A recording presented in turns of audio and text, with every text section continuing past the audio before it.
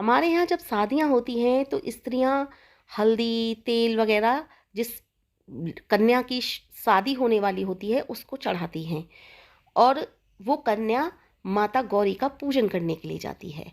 माता गौरी का पूजन क्यों होता है? क्योंकि माता गौरी ने भगवान शिव को प्राप्त करने के लिए बहुत कठिन तपस्या की थी, बहुत कठिन तपस्या। क्योंकि उन्हें पता था कि मेरे पूर्व जन्म के जो पति हैं वो भगवान शिव ही हैं और मुझे उन्हीं को प्राप्त करना है। तो उन्होंने बहुत कठिन तपस्या की थी। इतनी कठिन तपस्या से भोलेनाथ प्रसन्न हुए थे और उन्हें ये तो वरदान दिया ही था कि मैं तुम्हारा पति बनूंगा, और उनके पति बने भी। लेकिन साथ ही माता गौरी को ये वरदान भी प्राप्त हुआ था कि जो कन्याएं तुम्हारी आराधना करेंगी उनको मनवांछित वर की प्राप्ति होगी। तो इसी तरह से माता सीता भी माता गौरी का पूजन करने के लिए जाने वाली थी स्वयंवर वाले दिन। लेकिन इससे पहले उनकी एक सखी ने जो श्री राम के गुणों की विशेषता बताई थी ना, वो उनके हृदय में समा गई थी। और वो कहीं ना कहीं सोचने लगी थी कि सभी कहते हैं मैं एक असाधारण राजकुमारी हूँ, क्या वो राजकुमार असाधारण नहीं है? मेरी तो मुझे नहीं पता मैं असाधारण हूँ या नहीं, लेकिन उनके गुणों को देखकर तो वास्तव में लगता है कि वो कोई असाधारण राजकुमार हैं, क्योंकि उनके अंदर सारी की सारी खूबियाँ एक साथ कैसे हो सकता है ये? इस तरह से राजकुमारी सीता ये सोच रही थी। तभी उनकी एक सखी ने उन्हें कहा, क्यों, लगता है क्या उर्मिला वो राजकुमार वो सुकोमल हैं बहुत ज़्यादा, बहुत ज़्यादा एकदम बच्चे जैसे लगते हैं। क्या वो शिव धनुष को उठा भी पाएंगे जहाँ इतने बड़े बड़े राजा और महाराजा उसको हिला तक नहीं सकते? एकदम माता सीता ने जब इस तरह की बातें सुनी वो और भी ज़्यादा अधीर हो गईं, क्योंकि कहीं ना कहीं श्री राम के प्रति उनके हृदय में भाव जग चुके थे। क्योंकि श्री राम के प्रति भाव जगना स्वाभाविक था। बताते हैं वो और श्री राम जन्म जन्मांतर के पति पत्नी हैं, जन्म जन्मांतर के पति पत्नी थे। तो अपने पूर्व जन्म के पति के प्रति भी भाव उनका जग रहा था, या फिर यूं कहें कि वो उन्हीं को, साधारण नहीं थी माता सीता, असाधारण थी। असाधारण ही श्री राम थे। दोनों का मिलन होना स्वाभाविक था। तो इस तरह के भाव माता सीता के हृदय में जग रहे थे। पता नहीं वो सुकोमल राजकुमार बता रहे हैं, कोई कोई वीर बता रहा है, कोई बहुत सुंदर बता रहा है, कोई कह रहा है पूरे नगर को उन्होंने आकर्षित कर लिया है। तो क्या वो राजकुमार उस शिव धनुष को उठा भी पाएंगे? वो व्याकुलता, वो भय उनके हृदय में अति प्रेम के कारण था। वो एक ऐसी कड़ी के बीच झूल रही थीं जहां विश्वास और अविश्वास दोनों ही उनके हृदय में बार बार जन्म ले रहे थे। नहीं नहीं, वो इतने वीर हैं राजकुमार तो अवश्य शिव धनुष को उठा पाएंगे। नहीं भाई, वो कैसे उठा लेंगे उस शिव धनुष को, जब वो इतने सुकोमल हैं, इतने ज़्यादा, जब महान राजा महाराजा नहीं उठा पाते उसे, इतने वीर वीर, तो वो सुकोमल हैं तो कैसे उठा पाएंगे? इस तरह के विश्वास अविश्वास के प्रति उनके हृदय में समुद्र की तरह लहरें उठ रही थीं, और उनको न जाने कब नींद आई और कब वो सो गईं इसी तरह सोचती हुई।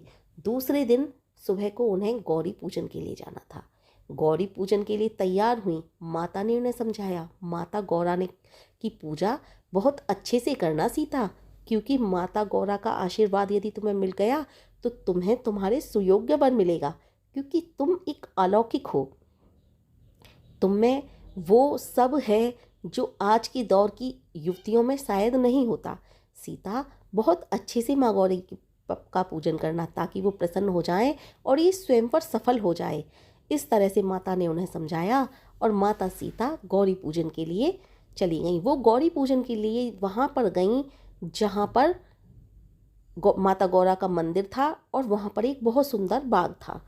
बाग में क्या हुआ, उस दौरान श्री राम और लक्ष्मण दोनों गुरु विश्वामित्र जी की आज्ञा अनुसार पुष्प तोड़ने आए थे।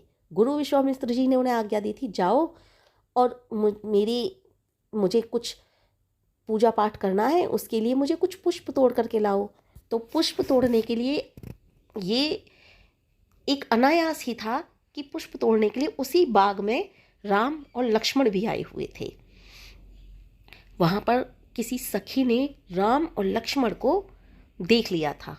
आज्ञा अनुसार राम लक्ष्मण आए थे कि ठीक है, जो आज्ञा गुरुदेव, हम तुम्हारे लिए फूल तोड़ करके लाते हैं। और वहाँ पर एक सखी ने, सीता जी की सखी ने देख लिया और जा करके उन्हें बताती है कि इस बाग में हम ही नहीं हैं केवल, यहाँ पर 2 राजकुमार, वही 2 राजकुमार आए हुए हैं जिन राजकुमारों ने पूरे नगर को अपने रूप से मोहित कर लिया है।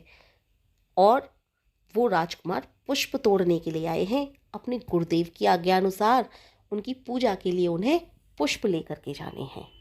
और माता सीता से कहा, हे सखी, उनके इतना अतुल रूप है, इतना अनुपम रूप है कि उनके रूप की मैं सुंदरता का बखान अपने मुंह से कर ही नहीं सकती। अब उनकी और सखियां कहने लगीं, चलो चलो, उन 2 राजकुमारों को जरा देख कर तो आते हैं। माता सीता ने कहा, नहीं, स्वयंवर की शर्त अनुसार मेरा स्वयंवर उसी से होगा जो शिव धनुष उठा ले। सखियों ने कहा, ये तो बाद की बात है, कोई शिव धनुष उठाएगा या नहीं, उन राजकुमारों से उठेगा या नहीं, एक बार देख तो लेते ही हैं। जिस पूरे नगर में चर्चा हुई है उन राजकुमारों की। जबरदस्ती माता सीता को उनकी सखियां उस पुष्प वाटिका में लेकर के गईं। वहाँ पर बताते हैं, तुलसीदास जी लिखते हैं, इस तरह से क्षीर सागर के वो माता लक्ष्मी और प्रभु विष्णु, श्री हर विष्णु थे वो, कब के बिछड़े हुए प्रेमी 2 मिलने आए हों, इस तरह का उस समय संयोग था। दोनों ही मर्यादा पुरुषोत्तम के रूप में थे। उन्होंने कोई मर्यादा भंग नहीं की थी, क्योंकि दोनों के अंदर बेशक से प्रेम भाव था। दोनों को मर्यादा की मूर्ति मानते हैं, लेकिन उन्होंने कभी मर्यादा नहीं तोड़ी। यहाँ पर भी उनको आभास था कि मैं अपने पिता की प्रतिज्ञा से बंधी हुई हूँ, इसलिए उन्होंने प्रतिज्ञा पूरी हो जाए, इसलिए माता गौरी से प्रार्थना की कि हे माँ गौरी, मुझे सुयोग्य वर देना। हे माँ गौरी, बस मैं यही चाहती हूँ कि मुझे रघुनंदन की पत्नी बना देना। उन्हें ये आभास था कि मैं माता लक्ष्मी हूँ, और उन्होंने फिर भी मर्यादा के बंधन में रहकर ही मर्यादा को पूर्ण करने के लिए माता गौरी से प्रार्थना की। क्योंकि ये तो सबको पता है, माता सीता श्री राम को ही मिलनी थी, क्योंकि वो माता लक्ष्मी थी, वो श्री हरि विष्णु थे। लेकिन फिर भी उन्होंने मर्यादा का पालन किया और माता गौरी से प्रार्थना की जा करके। इससे पहले जब उन्होंने श्री राम को देखा तो बस ऐसे दोनों मिले जैसे न जाने कितने जन्मों के प्रेमी मिले हों, क्योंकि वो माता लक्ष्मी थी, वो श्री हरि विष्णु थे। जब वो पृथ्वी पर आकर उन्होंने जन्म लिया तो सबसे पहली मुलाकात उनकी वहीं पर थी। क्षीर सागर में वो माता लक्ष्मी और श्री हरि विष्णु थे, और पहली मुलाकात वो पृथ्वी पर कर रहे थे। तो दोनों एक दूसरे को देखते रहे। नैनों ही नैनों में न जाने कितनी बातें हुई, लेकिन दोनों ने एक दूसरे से कुछ नहीं कहा। सीधी माता सीता वहाँ से दौड़ी आईं और माँ गौरी के मंदिर में जाकर माता गौरी से बस यही प्रार्थना की, हे माँ गौरी, मुझे रघुनंदन की दासी बना दो। हे माँ गौरी, बस मेरी यही प्रार्थना स्वीकार कर लो कि रघुनंदन इस शिव धनुष पर प्रत्यंचा चढ़ा दें और मैं उनके गले में वरमाला डाल दूं। मेरे पिता की आज्ञा के ही अनुसार मुझे मेरा स्वयंवर हो, मेरे पिता का प्रण न टूटे, मेरे पिता का प्रण श्री रघुनंदन पूर्ण कर दें। हे माँ गौरी, मुझे यही आशीष दो। हे माँ गौरी, मुझे यही आशीष दो। इस तरह से जब उन्होंने प्रार्थना की, माता गौरी भी उनके इस प्रार्थना से बहुत प्रसन्न हुई। और माता गौरी, आप भी कभी मंदिर में प्रार्थना करने जाते हो तो आपने सुना होगा, ये कहते हैं लोग कि प्रार्थना के दौरान यदि आपके हाथों में कोई पुष्प आ जाए या पुष्प माला गिर जाए तो बहुत शुभ होता है। उसे संकेत समझिए कि आपकी प्रार्थना स्वीकार हो चुकी है। यही माता सीता के साथ भी हुआ। जब वो इस तरह से प्रार्थना कर रही थी, हृदय से प्रार्थना कर रही थी, तो वहीं पर एक पुष्पमाला उनके हाथों में आकर के गिरी। वो प्रसन्न हुई बहुत ज़्यादा कि मेरी प्रार्थना माँ गौरी ने स्वीकार कर ली है। और इस तरह से अपने इस प्रार्थना को अपने हृदय में सहेज कर माता गौरी का बहुत ज़्यादा पूजन करके, बहुत आभार प्रकट करके और माता गौरी से प्रार्थना करके अपने महल को वो लौटने लगीं। इधर लक्ष्मण जी ने भी देखा कि श्री राम जी उनको एकटक निहारे जा रहे थे माता सीता को। लक्ष्मण जी भी समझ चुके थे ये मेरी भाभी बनने वाली हैं अब। इस तरह से लक्ष्मण जी भी श्री राम जी से कहने लगे, भैया देर हो रही है, गुरुजी को पुष्प लेकर के जाना है, गुरुजी के लिए पूजा में विघ्न ना हो तो जल्दी चलिए।